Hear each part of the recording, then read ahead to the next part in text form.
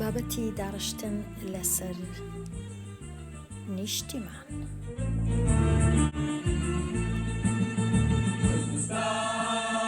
نیشتیمانی کورد هەرز و پیرۆزی سێت لە پێخۆ.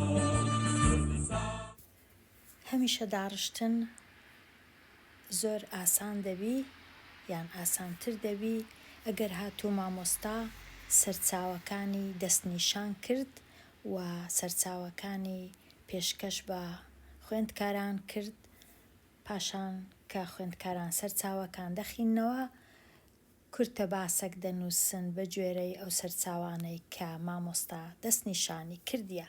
ئەگەرنا ئاسان نییە نووسینی داڕشتن و ئاسان نییە گەڕان بە شوێن سەرچاوە. بەڵام ئەگەر خوێندکاران پۆلی 9 و 10 و 11 و 12 ئەو جۆرە پۆلانە ڕەنگە بتوانن بە خۆیان بگەڕێن لە سەرچاوە، بەڵام پۆلی 3 و 4 و 5 و 6 زۆر ئاسان نییە گەڕان بە شوێن سەرچاوە. ئەگەر سەرچاوە نەبوو، ئەمن لێرە چەند ڕستەیەکم نووسیە، خوێندکاران دەتوانن ئەو ڕستانە بەکاربێنن هەندێک گۆڕانکاریشی لەسەر بکەن لە کاتی نووسینی داڕشتن لەسەر نیشتیمان بە گوێرەی ئەوەی ئایا لە چ پۆلێک دەخینن. بۆ وێنە ڕەنگە بنووسی نیشتیمانی من ناوی کوردستانە و ئەمن لایەکێک لە شارەکانی یان لە شارۆچکەکانی یان لە دێهاتەکانی کوردستان لەدایک بووم و گەورە بووم. پاشان دەتوانی بنووسی لەسەر خاکی کوردستان دەژیم و لە ماڵەوە فێری زمانی دایکم بووم کە زمانی کوردیە. ئەگەر یەکەشکە زمانی دایکی زمانی کوردی نەبی، دەتوانی بنووسی پاشان بنووسی لە خوێندنگە فێری زمانی کوردی بووم. بۆ وێنە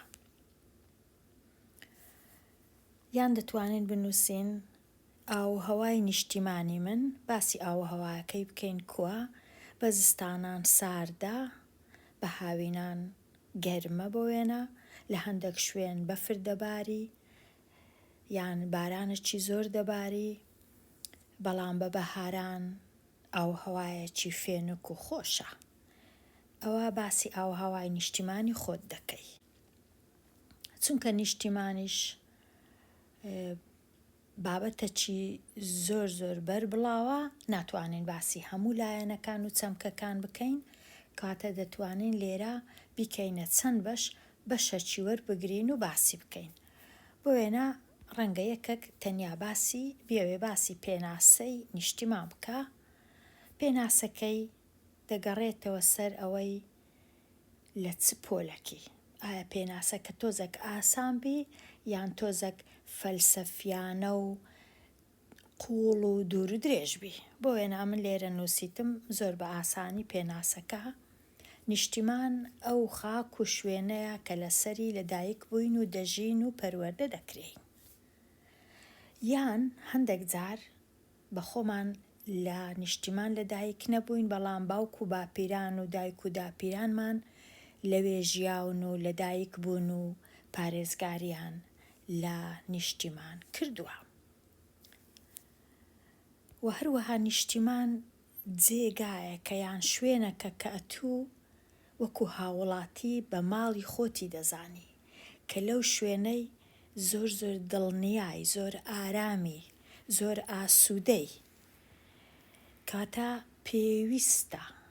یان یەکێک لە مەرجەکان ئەوەیە کە ئەو کەسانەی لە نیشتیمان دەژین هەست بە دڵنیایی بکەن، هەست بە ئاسوودەیی بکەن، هەست بەوەی بکەن کە سەر بەو نیشتیمانەینە، سەر بەو خاکۆینە، سەر بەو جێگایینە کە لەوێنە، بۆ ئەوی بتوانن زۆر ڕێزی بگرن و بەرز ڕای بگرن و خزمەتی بکەن و پارێزگاری لێ بکەن ئەگەر پێویست بوو. کەواتە هەست بە دڵنیایی زۆر زۆر گرنگە بۆ هەموو کەس کە هەست بکە ئارامە، دڵنیایە، مافی هەیە، بێگومان دەبی ئەرکەکانی خۆشی جێبەجێ بکە، خزمەتی نیشتیمانی خۆی بکە هەتا بتوانی بە ئاسوودەیی بژی.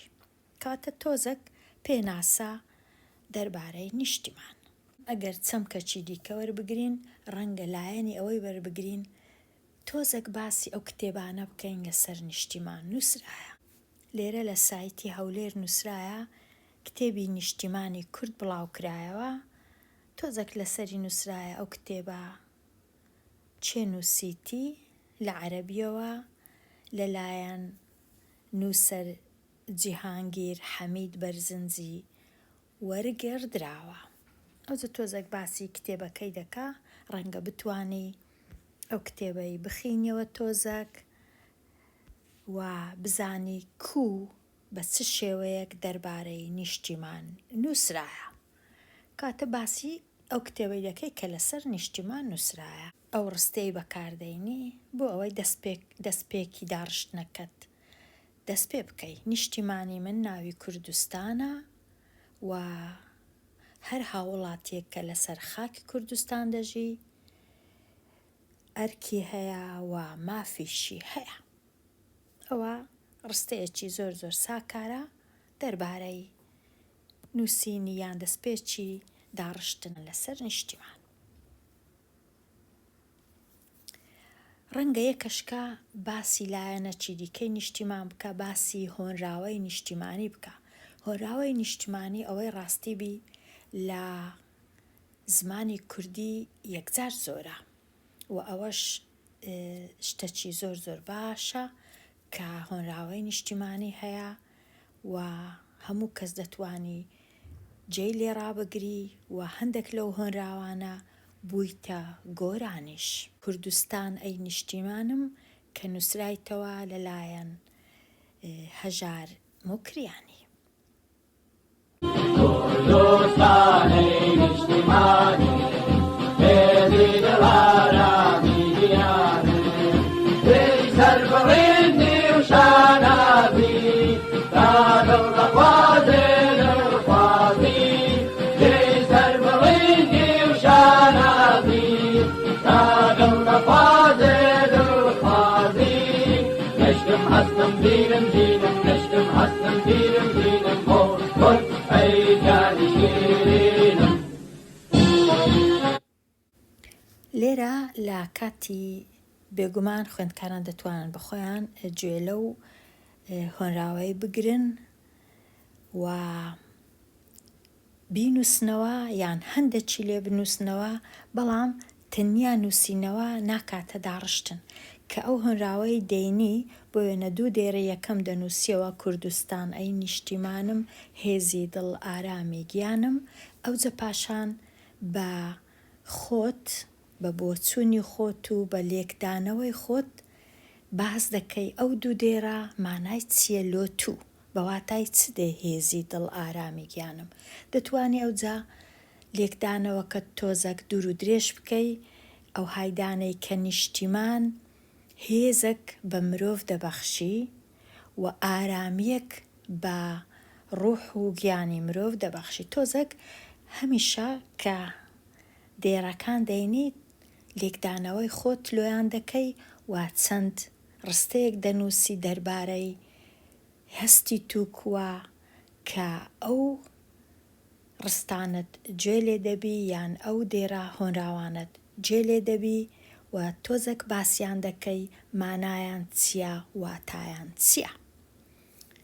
ئەو کات دەبیتە داڕشتن، بەڵام ئەگەر تەنیا ئەتوو بینی بینووسیەوە ناکاتە داڕشتن، دەکات تەنیا وەکو ئەوەی کۆپیت کردبی و داتنابی هیچ بە هیچ ناکە. بەڵام ئەگەر دانیشی بە باشی بیخینیەوە لێک دەیەوە لۆ خۆت هەڵسەنگاندنەکی لۆ بکەی، ڕای خۆت بنووسی، هەستەکانت بنووسی لە کاتی خینەوە، ئەو کات دەبیتە داڕشتن و فێر دەبی هۆنراوەی دەخینەوە و باسی لێوە دەکەی.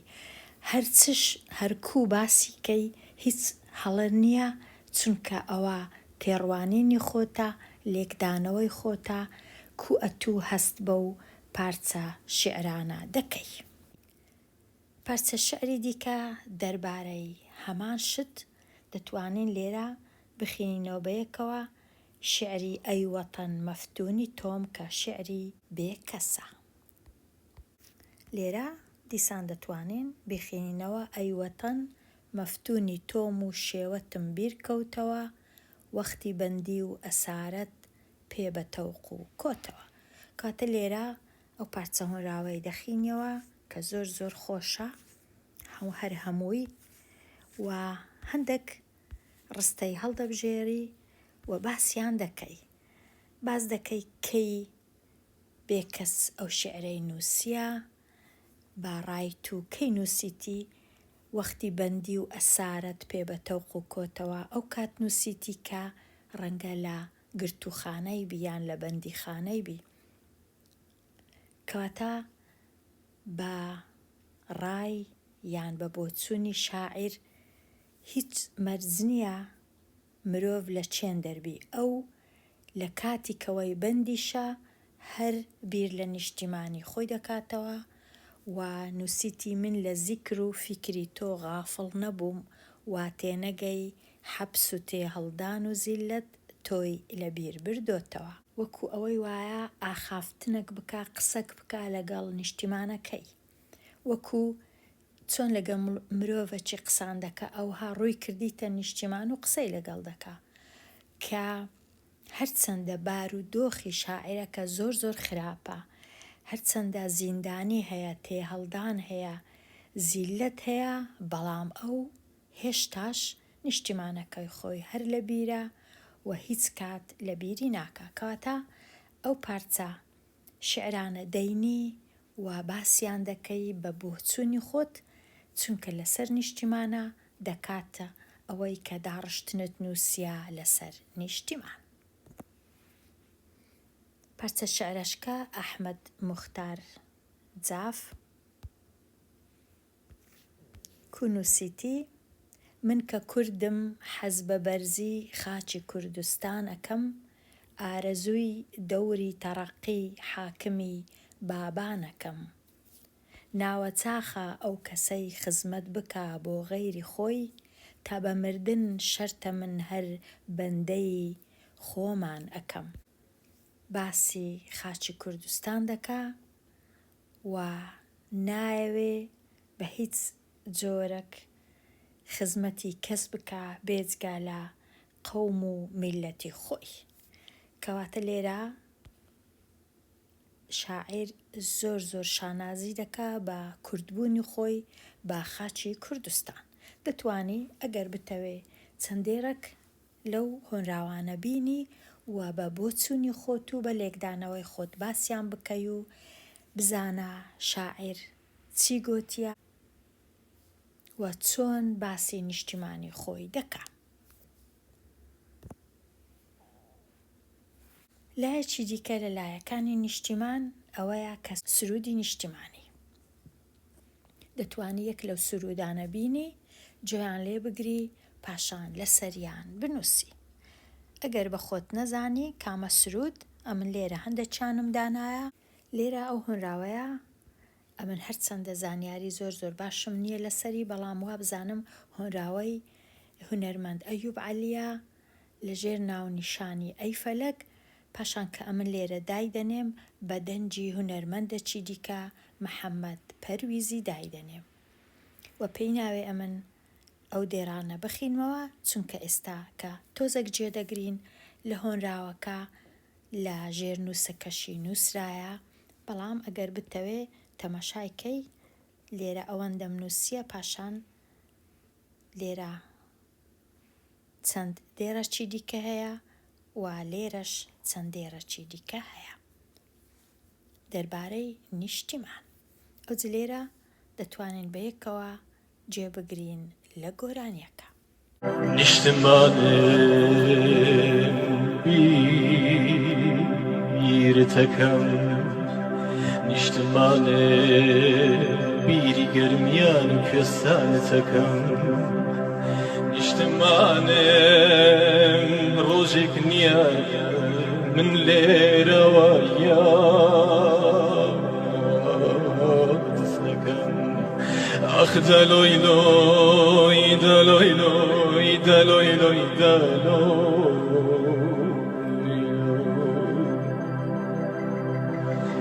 خۆزگا بووم بە بارانێک داباریم ئێوارانێک بز بە بز خاکم ماچە کرد ئاسەی غەریبیم دەردەکرد خۆزگا وەکو تیشکی هەتا بەیانیانێک ئەگەیشت مەلات ڕێگە و دۆڵ و شاخم دەبڕی فرمێسکی غەریبیم دەسڕی من ڕۆڵەی تۆم نیشتمانم من کورد و تۆی کوردستان ئەخ دەلۆی لۆی دەلۆی لۆی دەلۆی لۆی دەلۆی لۆی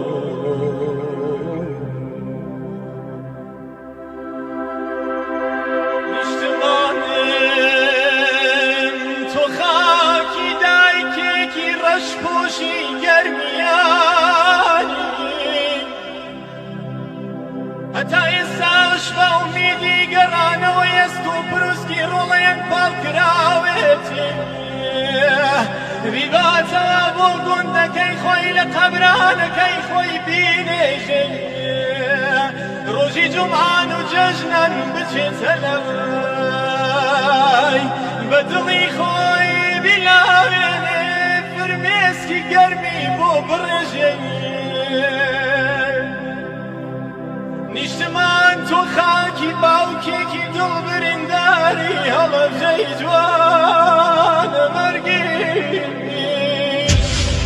ماڵ و منداڵ هەموو ڕۆیشتن سوتان سوتا جەرگی فەلەک وڵات بریندارە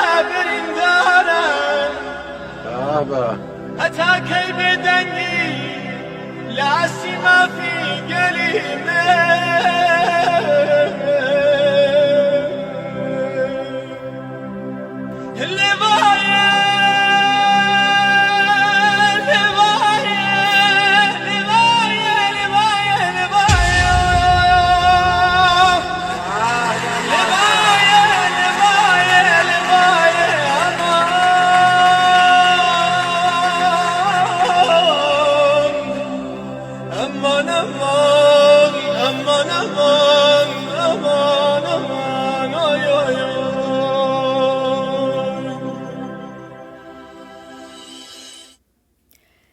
سرودێکی نیشتیمانی دیکە کە هۆراوە و ئاواز و وتنی لەلایەن هونەرمەند ناسری ڕەزازیە ئەویش هەر دەربارەی نیشتیمانە و بەیەکەوە دەتوانین جێ لەویش بگرین.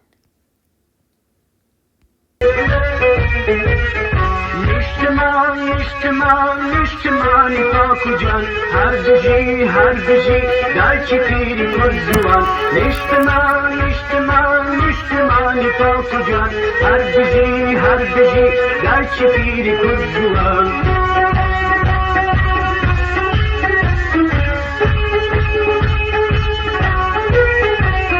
خاکی تۆ بێگومان تۆز و گەردی سرمەیە هاکوڕوم دێمەزیر نوری چاوی ئێمەیە خاکی تۆ بێگومان تۆز و گەردی سرمەیە هاکوڕوم دێنەزیر نوری چاوی ئێمەیە. لێرەش لە کاتی نووسینەوەی ئەو هۆنراوانە یان ئەو دێرانە پێویستە هەمیشە بەخۆشت باس بکەی چ هەستەکت لەلا دروست دەبی و لێکدانەوەت چییە، ئایا ئەو شانە مانایان چییە، واتایان چییە بۆ تۆ. کاتە لێرەش هەر نابی تەنیا بێی بنووسیەوە بەڵکو دەبی هەمیشە شیکاری لۆ بکەی، شیکردنەوەی لۆ بکەی و لێکدانەوەی خۆت بنووسی. ئایا لەبەر چ لێرە هونەرمەند نووسیتی هەر بژی دایکی پیری کورد زوان، واتە نیشتیمانەکەی خۆی وەکو دایک دێتە پێش چاوی، بەراوردیەک دەکا لە مابەینی دایک و نیشتیمان. دایکیش هەمیشە سمبولە لۆ سۆز، لۆ ئەوەی لۆ ئاگالێبوون و پارێزگاری لێکردن لە ڕۆڵەکانی، کەواتە هەمیشە دەبی لێکدانەوەی خۆت هەبی. یان دەتوانی لۆ داڕشتنەکەت باسی سرودی نەتەوەیی بکەی کە سرودی ئەی ڕەقیبە. ئەو سرودەش پێویستە لەسەر هەموو منداڵان و گەنجان بزانن بە گۆتن و بە خوێندنەوە سرودەکە کووە و کو دەخیندرێتەوە زۆر بەباشی بزانن. لە ویکیپێدیا باسی سرودی عێراقی دەکرێ و بە زۆری زاراوەکانی کوردیش نووسرایتەوە، بە کوردی ناوەندی نووسرایتەوە، بە ئەلفوبێی لاتینی و بە ئەلفوبێی کوردیش، هەروەها بە کوردی باکووری بە هەردوو ئەلفوبێیەکە.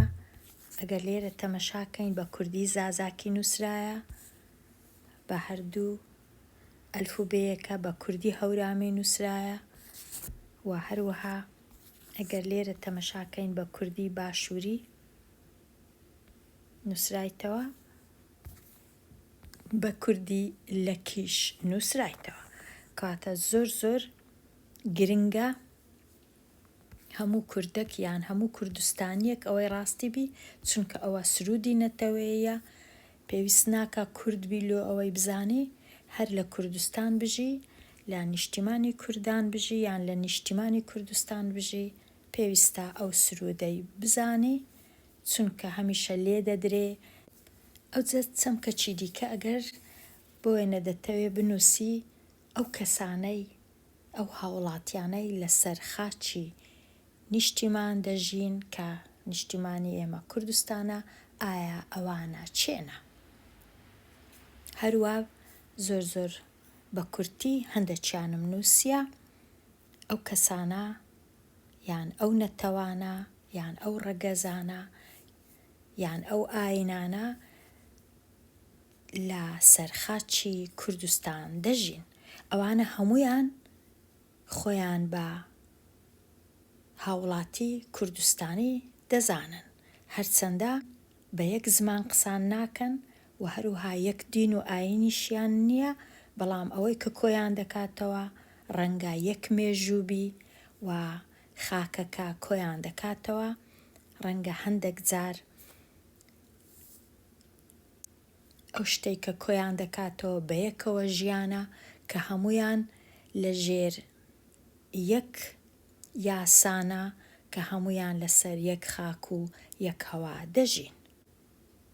ئەگەر بتەوێت تۆزێک بخینیەوە لەسەر بەیەکەوە ژیان، سەرزەمینی پێکەوە ژیانی ئاین و نەتەوە کان لە کوردستان یادی لەدایکبوونی حەزرەتی مەسیح بەرز ڕاگیرە. بەرگریکردن لە نیشتیمان ڕەنگە هەموو کات پێویست نەکە هەموو هاوڵاتیەک بەرگری لە نیشتیمان بکە، بە تایبەتی ئەو هاوڵاتیانەی کە نیشتیمانەکانیان پێویستی زۆر بە بەرگری نییە، سنووردارە و هەروەها جۆرە ئارامیەک هەیە، بەڵام لە هەندێک شوێن هەمیشە پێویست دەکا بەرگری بکەی لە نیشتیمان. ئەو کات باسی بەرگریکردن دەکەی، مانای چییە؟ ئایا لەبەر چ پێویستە؟ چونکە هەندێک جار هەندێک کەس لە شوێنێکی دیکە دێنە ناو نیشتیمان و نایانەوێ بەخۆشی بێنە ناو نیشتیمان و دانیشن لەگەڵ ئەو کەسانێک کە هاوڵاتیان نیە، بەڵکو دەیانەوێ بە شەڕ بێن و لە کاتی هاتن وەکو داگیرکردێن دەیانەوێ ئەتوو کە لەو نیشتیمانەی دانیشتی لەسەر ئەو خاکەی دانیشتی دەرد بکەن بدبەنە جێیەکی دیکە بە خۆیان لەوێ دانیشن. بێگومان ئەوەش هیچ کەس ناوێ ئەو شتە ڕوو بدە، لەبەر ئەو هەندەیە پێویست دەکا بەرگری لە نیشتیمان. ئەگەر بتەوێ باسی لایەنی شۆڕژگێڕانی نیشتیمان پەروەر یان شۆڕژگێڕان لە مێژووەوە باسی هەندێکیان دەکەی یان یەکێک لەوان دەکەی، بۆ وێنە هەڵدەبژێری یەکێک لەوانەی کە ئەمە لێرە نووسیتم، باسییان دەکەی کە چیان کردیە بۆ نیشتیمان و شۆڕشەکانیان لەبەر چ کردیە و یان تەنیا ناویان دەینی کە ئەوانە بێگومان بە سەدان کەسی دیش هەیە کە ئەمن لێرە ناویانم نەنووسیە، لەبەر ئەوەی کە ڕەنگە نەیان ناسم، لەبەر ئەوەی ڕەنگە کە جێ نەبی ناوی هەمویان بنووسم. پاشان ئەگەر بتەوێ باسی نیشتیمان بکەی کە لە مێژوودا کوو بووە، ئایا لە کەیەوە نیشتیمان هەیە، لە کەیەوە خاچی کوردان هەیە، لە کەیەوە کوردستان هەیە. لۆ ئەوەی ئەو باسە تۆزێک باسەکی قورسە گرانە، پێویستت بە سەرچاوەی باش هەیە، ڕەنگە پێویست بی پۆلی 10 یان 11 و 12 بۆ ئەوەی ئەو شتەی بنووسی نیشتیمان بەشێک لە مێژوو. بە ڕای من یەکێک لە کتێبە باشەکان کتێبی مێژوونووس سۆران حەمەڕەشە، کتێبەکە بە ناوی کورد چێیە. ئەگەر کتێبەکەت بەدەست کەوت دەتوانی بخینیەوە. هەتا زیاتر سۆران حەمەڕەش مێژوونووس و نووسەر بناسی، لێرانە چاوپێککەوتنەکی هەیە. ڕێز و خۆشەویست کاک سۆران حەمەڕەش، بەخێراتن دەکەم بۆ بەرنامەکە و خۆشحاڵم کە لێری لەم بەرنامەیە. لە ڕاستیە من لە تەمەنی زۆر مناڵیەوە ئەوەندەی بیرم بێت شەیدای مێژوو بووم، یعنی شەیدایەکەژ بوو حەزمە کرد لە کورد تێبگەم. زۆر مناڵم، هەر وەختە کتێبی کوردی هەبوو، مەسەلەن یادداشتی ڕەفیق حیلمی زۆر مناڵ بووم خوێندمەوە. چەندین کتێب، یعنی وابزان نزیکی 13 ساڵان بووم چیرۆکی گەلگامێشم خوێندەوە بە زمانی عەرەبی. ڕاستی حەزمە کرد تێبگەم لە کورد تێبگەم، ئەمە چی نێمە. یعنی من لە ژینگەی ماڵی خۆمانە گەورە بووم، بە ئاپیرە مفتی پێنجوێنیە، باوکو و دایک و دەور و بەرەکەم هەمیشە کورد ئەوترایە و ئەوترایەوە. یەکەش کە ڕەنگە بێوێ باسی لایەنی ئاڵا و نەخشە بکە، ئەویش هەر باشە لە داڕشتنەکەت کە نیشتیمانەکەت ئەو ئاڵای هەیە و نەخشەکەی ئەو هایە و باسی ڕەنگەکانی ئاڵایەکە دەکەی، باس دەکەی ئایا مانایەکانیان چییە، دەبیتە داڕشتنەکی باش.